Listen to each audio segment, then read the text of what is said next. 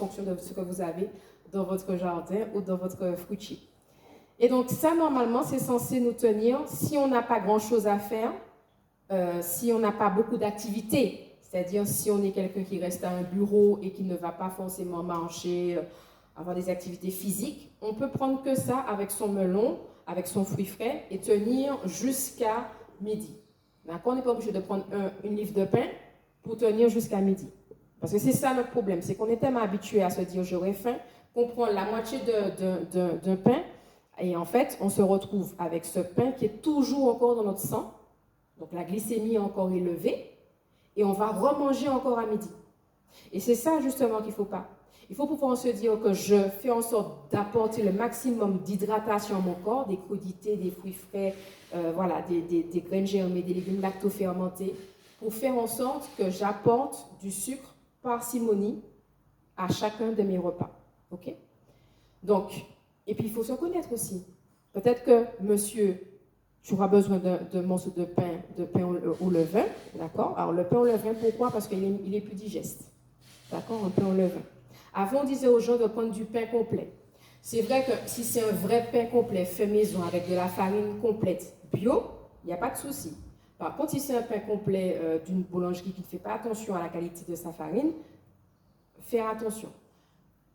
Juste pour pouvoir comprendre, le pain complet est fait avec de la farine biologique, avec de la farine effectivement qui est avec toute le son de l'enveloppe végétale du blé. Et quand on envoie des pesticides, c'est sur les feuilles, d'accord? C'est sur les épis de blé.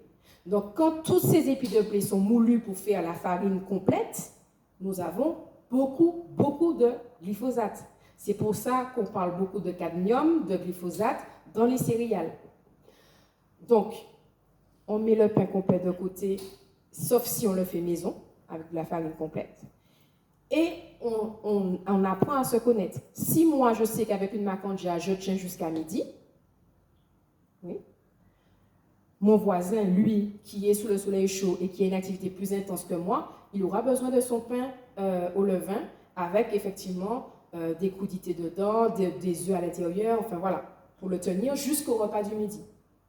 Parce qu'en fait, c'est vraiment ça l'objectif, c'est dire que j'apporte une certaine quantité de sucre qui va me tenir jusqu'à midi. À midi, je recommence à apporter un petit peu de sucre, mais pas que du sucre. J'apporte aussi mon hydratation, mes protéines pour pouvoir nourrir mon corps. Et pareil, je tiens jusqu'au soir et le soir, je mange effectivement mon apport en glucides, d'accord, pour tenir toute la nuit. Et rebelote le lendemain matin. Donc, on est vraiment dans cette dynamique-là. Et en fait, en fonction du traitement médicamenteux du diabétique, il sera obligé de consommer 3 repas par jour. D'accord? Mais il y a des gens qui ne mangent pas 3 repas par jour. Il y a des gens, effectivement, ils ne mangent pas le matin et des fois, ils font des fois un seul repas. Mais ça, ce n'est pas possible et ce n'est pas compatible avec un traitement pour le diabète. Puisque le diabète te donne des comprimés. Quand tu es sous par exemple, metformine, tu as un médicament pour pouvoir digérer le sucre, entre guillemets, digérer le sucre du midi, digérer le sucre du matin, du midi et du soir. Donc, le traitement t'oblige à avoir ces 3 grands repas et de pouvoir tenir sur ta journée. Mais pour faire en sorte que ce sucre-là n'arrive pas trop rapidement, toujours garder en tête la notion de fibre. Le midi, je vais avoir mes tinins, mon fruit à pain, mes légumes pays de préférence, avec à côté des légumes verts, avec des crudités également. Donc, ça peut être effectivement des épinards, ça peut être des gombos, ça peut être épinards pays, ça peut être christophine, ça peut être giromon, gombo, longe, massissi, enfin, on a nos légumes pays. Ce n'est pas obligatoirement les brocolis. Mais comme c'est déjà cuit, comme c'est déjà coupé en sachet, on a tendance à acheter ça. Mais les gombos, avant, c'était quelque chose qui poussait derrière la maison. Et on prenait 2, 3, 4 gombos et ça permettait de pouvoir, à côté du fruit à pain, à côté du légume pays, ça permettait de pouvoir mieux assimiler le sucre qu'il y a dans le fruit à pain. Parce que les fibres structurent et ralentissent l'arrivée du sucre dans le sang. Et c'est ça qu'il faut retenir. Il faut retenir, première chose, je prends du sucre naturel. 2, je fais toujours en sorte d'hydrater mon corps avec des choses qui sont naturelles, donc crudités et fruits frais. Et 3, je fais en sorte de toujours corer, du verbe corer, parce que je trouve que ce verbe-là est magnifique pour pouvoir bien faire comprendre qu'à côté de mes légumes pays, à côté de mon féculent, je mets toujours des fibres, des légumes verts pour pouvoir en faire en sorte de freiner l'arrivée de cet amidon dans mon sang. D'accord? Parce que si je mange mes légumes pays sans gombo, sans légumes verts, boum, le sucre arrive boudoum dans le sang. Alors que quand c'est consommé avec mes gombos, ça va prendre un peu plus de temps. Et donc, du coup, ça arrive au fur et à mesure. Voilà. Et donc, pendant ce temps, le cœur bat, on respire, donc c'est brûlé. Voilà. Donc, je ne sais pas s'il y a des questions, qu'est-ce que tu en penses? Oui, très important, tu disais le matin, prendre un bon verre d'eau. Alors, nous avons des habitudes. Une fois le réveil, nous mettons debout tout de suite et nous allons dans la cuisine, nous prenons un café. Ça, c'est très, très, très, très mauvais. Très mauvais parce que le fait de se lever déjà tout de suite, il y a une hypotension parce qu'on est resté couché toute la nuit et le sang était stable et le fait de se lever, le sang redescend vers les membres inférieurs. Et on a une hypoglycémie, une hypotension. Et on peut faire à ce moment-là une chute ou un malaise. Donc, avant de se lever, dans le lit, on peut déjà faire des petits mouvements pour se mettre en mouvement. Hein, et faire des mouvements de respiration aussi pour se mettre en bon état. Et une fois levé, effectivement, prendre le temps de se lever, et on prend, comme tu dis exactement, un grand verre d'eau. La chopine. La chopine, comme tu dis. On y arrive progressivement. Progressivement. Et après, ce qui est important, c'est effectivement de manger, de faire un petit déjeuner avec des protéines. Avec des protéines et bien sûr des fruits et des légumes verts. Et par la suite, ce qui est important aussi, comme tu disais une fois, on ne mange que lorsqu'on a faim.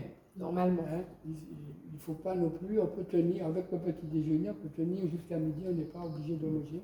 Et surtout, là, il faut en parler, l'activité physique, le rôle de l'activité physique dans le diabète. Tu disais autre chose, tu as parlé de médicaments et la metformine, mais je dis que avant de prendre des médicaments, il faut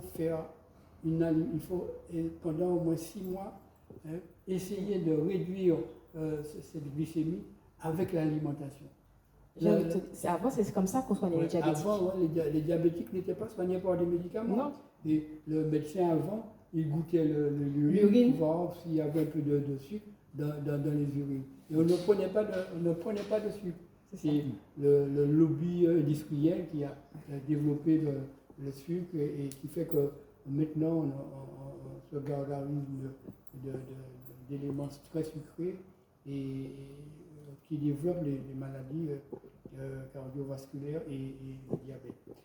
Alors on a tendance à privilégier maintenant les médicaments qui coûtent très cher parce que maintenant dans le diabète il se développe des médicaments GLP-1, des injections qui font un peu maigrir, donc beaucoup de gens se rabattent sur ces nouveaux médicaments qui coûtent très cher mais qui ont des effets indésirables très importants et on n'en parle pas.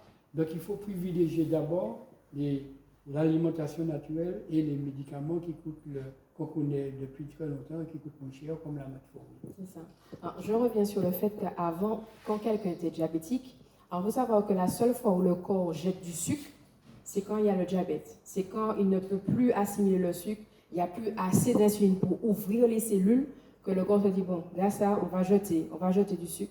Et donc, du coup, l'urine est sucrée. Donc, si vous avez des fourmis qui viennent auprès de votre urine, ça veut dire qu'il y a du sucre qui est jeté par le corps et là, il faut justement tout de suite aller voir le médecin. Et même déjà commencer à arrêter le sucre.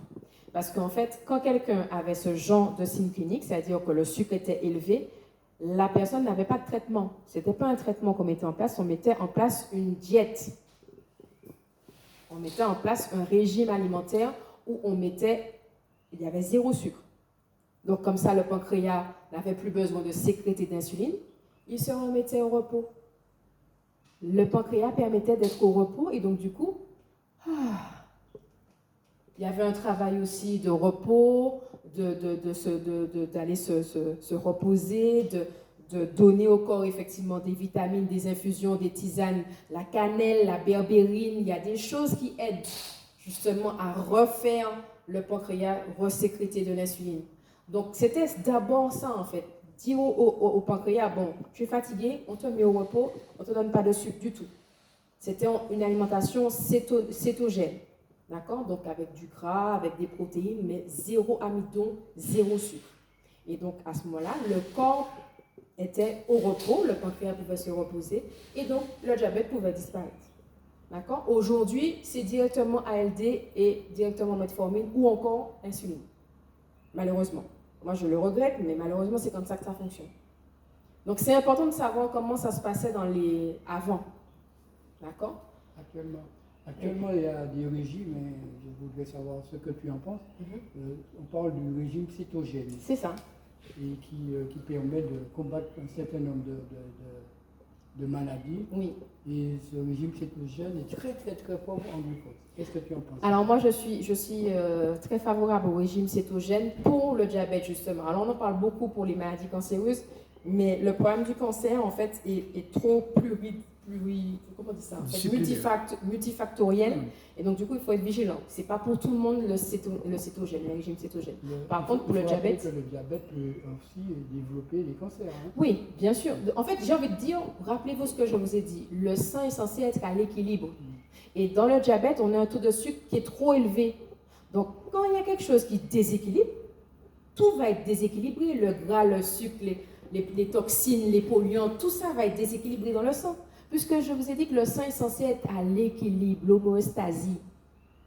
Il doit être en équilibre. Donc, à partir du moment où il y a un anti-cochi, et bien voilà, tout, c'est la cascade après. C'est le vrai toboggan sur toutes les pathologies. Donc, c'est pour ça, en fait, que dès que vous avez des signes de fatigue chronique, des soucis de démangeaison, on voit trouble, envie de boire beaucoup de sucre, envie de bouche sèche, pâteuse, consultez, parce que vous êtes le seul qui pouvait vous sauver. Hein. Donc, c'est important d'être à l'écoute de tout ça. Et donc, du coup, pour revenir sur l'alimentation cétogène, c'est effectivement l'alimentation où on enlève tout ce qui est amidon, tout ce qui est sucre. Donc, pas de pâtes, pas de riz, pas de légumes pays, rien comme amidon, rien comme fruits, rien comme apport en sucre, rien comme jus. On est vraiment sur des crudités, des légumes verts et de la viande. Et de la viande maigre, d'accord? On va être sur de la viande maigre, puisqu'en fait, dans le gras, vous avez des fois du glycogène qui va justement perturber. Donc, c'est une alimentation qui se fait encadrée avec des collègues, des consoeurs, des diététiciennes ou encore des médecins qui sont spécialisés. On ne fait pas ça tout seul à la maison, hein, d'accord? Donc, ça doit être très encadré et c'est dans un but bien précis. C'est pour justement faire en sorte de renverser éventuellement un pré-diabète, d'accord? Un pré-diabète. Ça, c'est intéressant. Après, pour tout ce qui est cancer, je préfère ne pas en parler parce que c'est cas par cas. Est-ce que tu peux parler du régime CRI3 Alors, le régime CRI3, c'est cette abondance de la nature. Hein, c'est ce qu'on avait avant, à une époque. On était dans l'abondance de légumes pays, de fruits frais. On avait beaucoup de fruits frais. Et en fait, le régime CRI3, le régime méditerranéen, part du principe qu'on consomme beaucoup de végétaux. Donc, des aubergines, des tomates, des courgettes en quantité. Alors, ce que nous, en Martinique, on a du mal à consommer en quantité, mais on avait ça quand même, hein, salade de concombre, toujours en fait cuit dans nos préparations. Et l'huile d'olive. L'huile d'olive qui va justement, donc l'huile d'olive de bonne qualité, hein, parce que justement, au niveau de la Méditerranée, c'est quelque chose c'est une culture de l'huile d'olive avec une huile première pression à froid. Donc ça veut dire que ce n'est pas une huile qui a été pressée plusieurs fois pour avoir de l'huile. On n'a pas utilisé de solvant chimique pour avoir de l'huile. C'est vraiment première pression à froid. On a pressé l'huile, on a récupéré l'huile et puis point. Mis en bouteille en verre avec une couleur ambrée pour protéger de l'oxydation de l'air. Et donc du coup, cette huile d'olive est très antioxydante. Mais elle peut être pro-inflammatoire si on l'utilise trop, parce qu'il y a quand même des oméga 9. Donc l'excès en toute nuit. D'accord? Donc l'huile d'olive est très intéressante, mais il faut éviter de la chauffer trop longtemps et pas en consommer trop non plus. D'accord? Il faut aussi, en parallèle, avoir des noix, des amandes qui vont rebalancer en oméga 3. Voilà, donc c'est un peu ça, le régime K3, c'est un régime qui est très végétal, hein. Comme c'est ce que je disais, 80% de son alimentation doit être végétale. D'accord. Donc avant de conclure, je voudrais que tu donnes des conseils au niveau alimentation pour le diabète, depuis les jeunes adultes jusqu'aux personnes âgées. Alors il y a des petits tips, hein. Effectivement, il y a le livre de The Glucose Goddess, où en fait c'est une jeune Française qui explique comment on peut faire en sorte d'avoir un taux de sucre moins élevé. Donc elle a constaté que par exemple quand on va mettre son riz ou ses pâtes au frigo, je pense que c'est la même chose pour les lignames et les pâtes et le fruit à pain, nos légumes pays, le fait de mettre au frais quelque chose qu'on a cuit réduit l'index glycémique de l'aliment. Donc ça veut dire que le riz froid va faire moins monter ta glycémie que le riz chaud.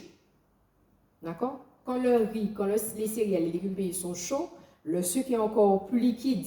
D'accord? Et donc, il a une facilité à être assimilé par le corps. Alors que si on met le riz, les pâtes au frais, et faire une salade de pâtes, par exemple, une salade de riz, une salade de riz niçoise, eh bien, l'index glycémique sera moins important.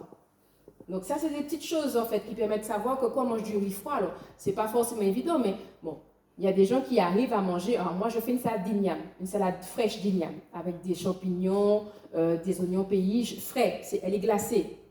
Glacée, pas glacée givrée, mais glacée, elle est fraîche. Et donc, du coup, ça permet d'avoir un amidon qui sera plus résistant, ça s'appelle l'amidon résistant, et qui fait que, justement, mon taux de sucre ne sera pas élevé, comme si j'avais fait un igname tout chaud, brûlant, ou du riz que je viens de faire cuire. C'est bon? Donc, du coup, c'est important de pouvoir savoir que quand ça passe au frais, ça crée des amidons résistants, et donc, du coup, ça permet d'avoir un meilleur index glycémique. D'accord? C'est moins fort. Donc, important aussi, il y a des petits tips. On a remarqué que quand les gens ont fini leur repas, s'ils vont marcher ne serait-ce que 5 minutes, 10 minutes, le taux de sucre est moins important. Une petite marche. Il me semble qu'on faisait ça avant, hein? Une petite marche le soir avant d'aller se coucher, on faisait une petite marche après le repas. Donc, ça permet aussi de pouvoir assimiler, puisque le corps va commencer à se dire, ah ben, il y a une activité physique, donc j'ai besoin de sucre, donc je vais aller brûler ce sucre-là. Je vais mobiliser l'insuline pour faire en sorte de récupérer le sucre dans le sang et le brûler. D'accord? Il y a aussi l'acide acétique, le fait de consommer du vinaigre ou du jus de citron avec son alimentation. Donc c'est intéressant. Par exemple, à côté de ses bananes jaunes, sa patate douce, mettre une petite salade de concombre et mettre une petite vinaigrette à côté et de manger les patates douces avec la vinaigrette de la salade. Ça permet de faire en sorte que l'index glycémique soit moins important. Pareil, ça arrive un peu moins. On a remarqué, enfin en tout cas l'étude dont je vous parle, en fait, a remarqué que ça fait en sorte de moins être... l'index glycémique est moins important. Ça arrive moins vite, le glucide. Voilà. Tu parlais de l'importance de l'hydratation, et bien sûr avec les végétaux, les fruits, mais nous avons l'eau aussi que nous consommons. Oui. Alors, tu parlais de la différence entre le repas froid et le repas chaud. Par contre, pour l'eau, l'eau froide ou l'eau tiède, c'est différent. Oui. Alors, gardez en tête que nous sommes à 37 degrés. C'est embêtant de mettre des glaçons dans quelque chose qui est chaud. Donc, c'est pour ça, en fait, que boire de l'eau glacée, c'est un non-sens total. Hein. Alors, les gens me disent « Ah non, mais j'ai besoin, c'est désaltérant et tout ça. » Donc, les gens qui ont tendance à ne pas boire, qui boivent tout le temps de l'eau glacée, c'est des gens qui sont très inflammés. De manière générale, c'est des gens qui sont très, très, très inflammés, arthrose, arthrite. Et donc, du coup, en buvant de l'eau glacée, ils désenflamment leur corps. Mais en réalité, en fait, ils font plus de tort parce qu'en fait, vous obligez votre corps à aller réchauffer cette eau, puisque ça ne va pas pouvoir passer dans les cellules, puisque votre corps est à 37 degrés. Donc, il y a un choc thermique qui fait que ça ne matche pas. C'est pas possible. Ça ne va pas pouvoir passer. Donc, ça veut dire qu'il y a un temps de stagnation, de réchauffage dans l'œsophage, dans l'estomac. D'accord? Donc, c'est de l'énergie que le corps perd pour réchauffer. OK? Et donc, ce qui est intéressant à réaliser, c'est que l'eau, la meilleure eau que vous puissiez boire, c'est une eau qui soit liée à des aliments. Pastèque, melon, concombre, c'est ça l'eau de prédilection. Une eau a 4 formes. C'est toujours de l'H2O, mais nous avons la forme gazeuse, la forme solide, glaçon, la forme liquide et la forme dynamisée, activée, vivante. D'accord? L'eau qu'il y a dans le concombre, c'est une eau qui est vivante. Elle est électrisée. D'accord? Ça veut dire qu'il y a des électrolytes dedans.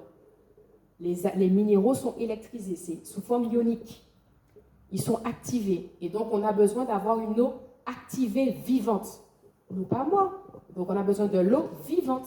Et une eau vivante, c'est une eau que tu vas retrouver dans le concombre, dans les fruits frais, dans justement ce qui est cru et ce qui justement est vivant. Donc, si par exemple, je bois de l'eau, je vais impérativement activer mon eau.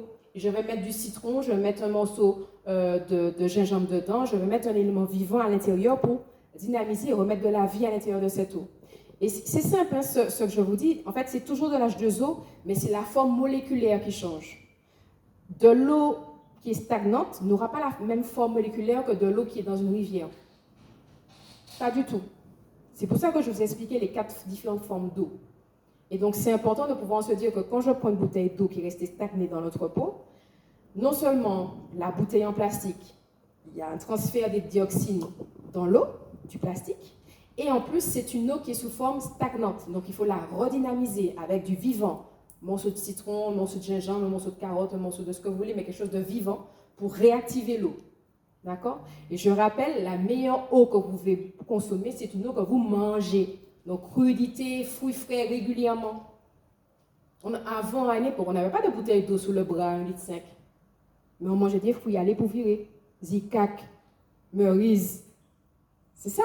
C'était ça notre hydratation. Et aujourd'hui, en fait, on a avec une bouteille d'eau sous le bras qu'on ne finit pas.